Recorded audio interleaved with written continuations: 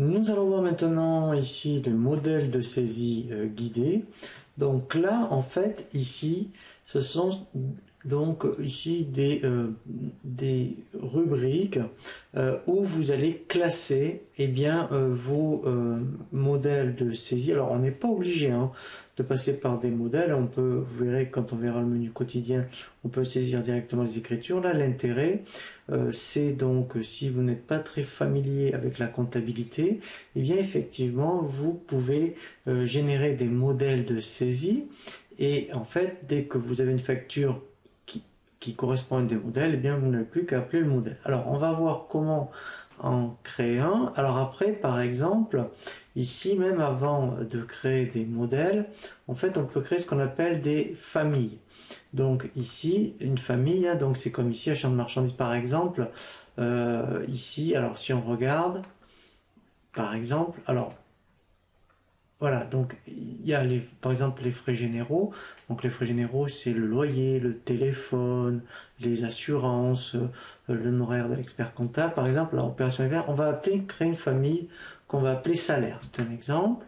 Et je vais faire enregistrer. Alors, les modèles aussi, c'est intéressant d'en créer pour des écritures qui sont compliquées ou qui ne reviennent pas souvent. Donc là, vous dites, eh ben bon, moi je vais me créer un modèle comme ça, quand j'ai besoin d'utiliser cette écriture là que je ne remonte pas souvent, je vais donc aller le chercher avec un modèle.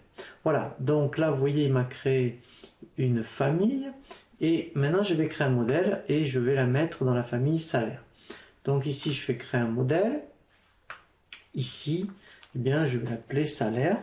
Alors, ici, effectivement, donc, je vais l'appeler comme ma famille. Type de journal, donc comme j'avais créé, donc là, c'est opérations diverses, j'avais créé un journal spécifique. Donc ici, je vais aller chercher, vous voyez, salaire. Et ma famille, je vais la mettre donc dans salaire. Alors, je vais faire quelque chose de très simple, puisque là, je ne veux pas... je dirais faire une écriture compliquée. Je vais juste donc dire je vais faire mon écriture de salaire. Alors là aussi ça peut être intéressant quand c'est votre expert comptable qui a la main sur votre dossier, il peut vous créer des modèles, comme ça vous n'avez plus qu'à les utiliser. Donc vous voyez, d'avoir un utilisateur expert comptable, ça peut être intéressant. Donc compte de tiers, alors compte de tiers c'est un compte de la classe 4, ici il n'y en a pas, parce que en fait ici, alors je vais donc, alors il faut voir s'il existe déjà, le 641. Voilà, rémunération du personnel. Donc, aide à la saisie. Donc là, c'est pour dire est-ce que ce compte est saisissable ou pas. Donc ici, eh bien en fait, vous voyez, donc ici, je vais dire non, il est saisissable, pardon. Et le libellé, eh bien là, je vais mettre donc salaire brut, où là, je constate le salaire brut du salarié et je le mets donc dans le sens du débit. Donc ici j'insère une ligne, alors je vais en mettre que deux, deux ou trois. Donc après effectivement il y a ce qu'on appelle les charges salariales. Donc là je vais voir si le 431 000 c'est la sécurité sociale.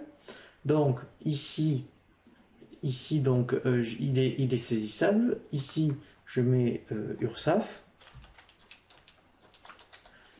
Voilà, et là je change, c'est au crédit. Voilà. Et alors après, donc ici j'en mets un autre. Donc là, c'est pas le solde. Voilà. Et ici, en fait, alors on va l'utiliser. Donc comme ça, vous allez voir concrètement comment ça se passe quand on va voir la saisie.